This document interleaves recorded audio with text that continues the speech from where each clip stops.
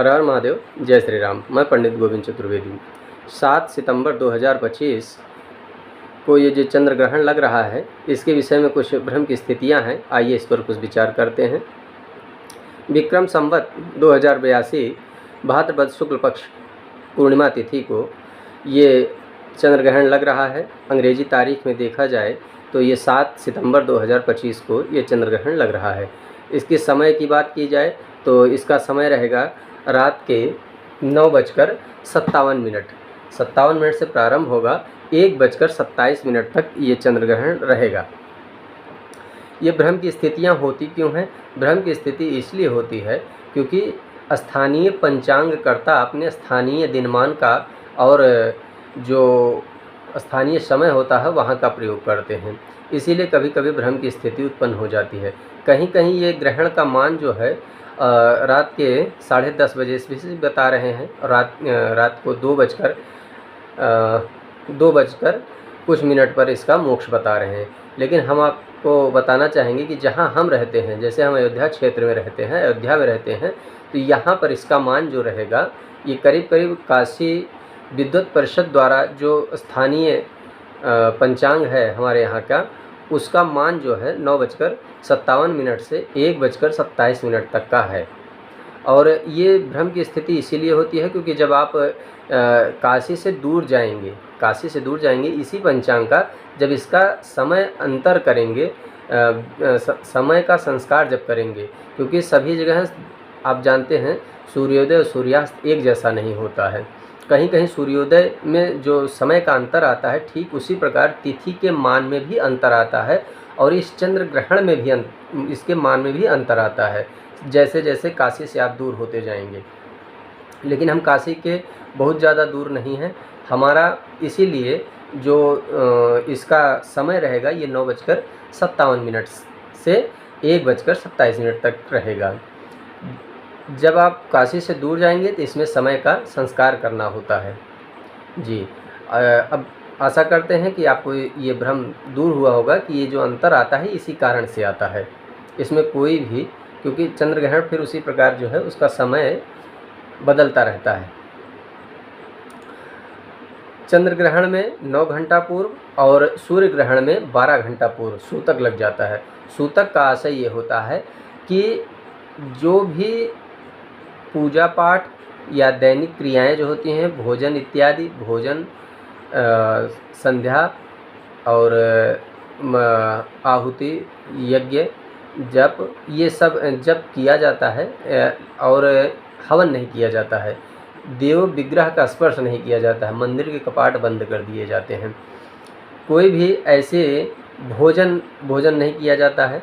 आप अपने इष्ट के मंत्र का जप कर सकते हैं और नाम संकीर्तन कर सकते हैं, नाम जप कर सकते हैं। या कोई ऐसे साधक यदि आप हैं जिनमें मंत्र साधना कर रहे हैं तो आप उस मंत्र का उच्चारण या यथाविधि जो उसमें विधि दी गई है उसका आप जप कर सकते हैं। सबसे उपयुक्त होता है कि नाम जप आप करिए। नाम जप के साथ साथ साबर मंत्र यदि सिद्ध करना चाहते हैं तो साबर मंत्र आप सिद्ध कर सकते हैं। किसी पौराणिक मंत्र का जप करना चाहिए, क्योंकि चंद्र ग्रहण रात में लग रहा है तो वैदिक मंत्र वैदिक ब्राह्मण कम जपते हैं। उनका ऐसा मानना है कि रात में जो है वैदिक मंत्रों का जप नहीं किया जाता है, तो उनके लिए पौराणिक मंत्र ही श्रेष्ठ होता है। तो पौराणिक मंत्र का जप करिए, नाम जप करिए और साबर मंत्र आप जप करेंगे तो इस चंद्र ग्रहण में या सूर्य ग्रहण, जो भी ग्रहण लगते हैं सभी ग्रहण में करीब करीब वही नियम होते हैं। लेकिन जो रात में चंद्र ग्रहण लग रहा है इसमें जो है आपको साबर मंत्र अत्यधिक प्रभाव के साथ तुरंत सिद्ध हो जाते हैं और अपना पूरा प्रभाव देते हैं। स्नान की बड़ी महत्ता होती है। इसमें स्नान का बहुत ही पुण्य प्राप्त होता है। लेकिन अब रात में लग रहा है तो करीब करीब जो समय दिया जा रहा है इसमें, क्योंकि स्नान 2 बार करना होता है इसमें, जब ग्रहण लग रहा हो और जब ग्रहण इसका जब मोक्ष हो गया हो, यानी कि 1:27 के बाद, 1:27 के बाद। लेकिन इस समय रात में जो है किसी भी ऐसे नदी में प्रवेश नहीं करना चाहिए, इसलिए इसका भी निषेध किया जाता है। हाँ, रात के ग्रहण में आपको नदी से थोड़ा दूर बना के रहना चाहिए, क्योंकि ये समय ठीक नहीं होता है, इसलिए स्नान का भी निषेध होता है। कहीं कहीं, बाकी लोग जो साधक हैं वो जो है जल में ही अपने मंत्र का पुरस्करण इत्यादि करते हैं। सूतक काल में वृद्ध, बालक और रोगी को छोड़कर बाकी जितने भी समर्थ हैं, जिसकी सामर्थ्य हो, वो अपने अनुसार पूरे नियम का पालन करना चाहिए। और रही सतविसा नक्षत्र की, सतविसा नक्षत्र जो है आज रात को 11 बजे के बाद लगेगा, और 11 बजे के बाद लगेगा, और वो अगले दिन यानी पूर्णिमा में 10:47 तक रहेगा। यानी कि उदया तिथि में चतुर्दशी, अनंत चतुर्दशी, भाद्रपद की शुक्ल पक्ष में चतुर्दशी तिथि को अनंत चतुर्दशी कहते हैं। इसमें जब सतविसा का संयोग होता है तो उसमें सुहागिन स्त्रियां स्नान नहीं करती हैं। इससे उनको वैधव्य का दोष लगता है। इनके आगे के जन्मों में वैधव्य दोष और संतान प्राप्ति में काफ़ी जो है कठिनाइयाँ आती हैं। इसीलिए अनंत चतुर्दशी में जब सतविसा का प्रवेश हो, सतविसा नक्षत्र का संयोग हो, तो स्नान नहीं करना चाहिए स्त्रियों के लिए।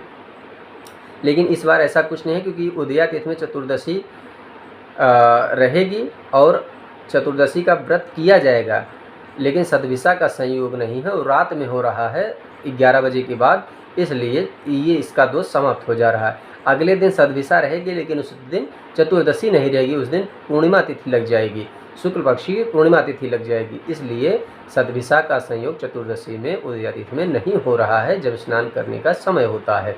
इसलिए इससे भी आपको कोई भ्रम नहीं होना चाहिए। आशा करते हैं आपको मेरे द्वारा बताई गई इस चंद्र ग्रहण पर और सतविसा नक्षत्र पर जो भ्रम थे वो दूर हुए होंगे। और अगर ये आपके किसी इष्ट मित्र को इस प्रकार का भ्रम है तो उनको ये बताइए कि स्थानीय पंचांग के कारण ऐसा होता है। यदि आप काशी से, ये मान के चलिए कि दिल्ली में या राजस्थान के क्षेत्र में, राजस्थान में रहते हैं, तब आपके लिए यहाँ का जो काशी का मान है वो उसमें थोड़ा सा अंतर आएगा। वही जो अंतर आपके राजस्थान के पंचांग में दिया गया होगा, क्योंकि आप गणित कर नहीं सकते हैं, इसलिए पंचांग कर्ता वो पहले से ही गणित करके दे देते हैं। इसमें किसी भी प्रकार का भ्रम नहीं होना, वो स्थानीय पंचांग के अनुसार ही आपको चलना चाहिए। हर हर महादेव, जय श्री राम।